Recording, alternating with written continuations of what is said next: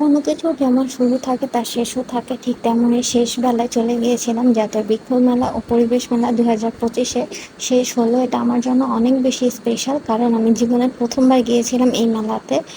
প্রথমবার যে আমি যা উপলব্ধি করলাম তাহলে আসলে প্রত্যেক বয়সের প্রত্যেকটা মানুষের এখানে আসা উচিত।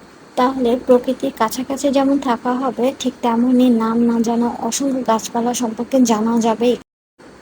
এ ধরনের মেলায় অংশগ্রহণ করলে পরিবেশ এবং গাছের গুরুত্ব সম্পর্কে ধারণা লাভ করা সম্ভব। এছাড়া বিভিন্ন গাছের উপকারিতা এবং পরিবেশের উপর তাদের প্রভাব সম্পর্কেও অনেক ধারণা লাভ করা যায়। আর মেলাতে বিভিন্ন প্রজাতির গাছের সমারোহ থাকে, যা সাধারণত চোখে পড়ে না। তাই বৃক্ষ মেলাতে অংশগ্রহণ করে আপনি বিভিন্ন গাছের চারা সংগ্রহ করতে পারেন। তাই আমি বলবো সবারই একবার এই ধরনের মেলাতে আসা উচিত।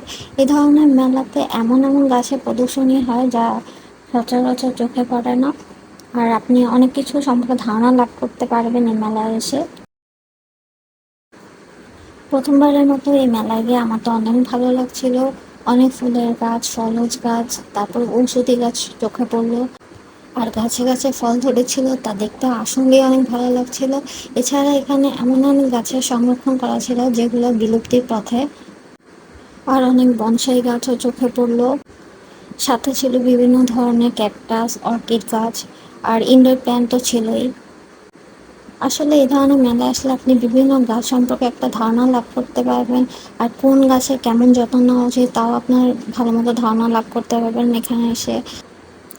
আর এখানে গাছের স্টলের পাশাপাশি একটা বাঁশের স্টলও ছিল, যেখানে বাঁশ দিয়ে তৈরি বিভিন্ন পণ্য সাজানো ছিল।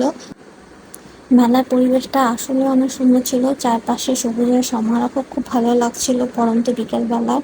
ঘুরতে ঘুরতে আমরা প্রায় ক্লান্ত হয়ে গিয়েছিলাম, তারপর আমরা একটু আইসক্রিম খেলাম, ফুচকা খেলাম, ভেলপুরি খেলাম, আর চারপাশে সবুজ গাছগাছালি উপভোগ করছিলাম। তারপরে পাখিদের নিরে ফেরে দেখতে দেখতে নিজেরাও বাড়ি ফিরে এলাম।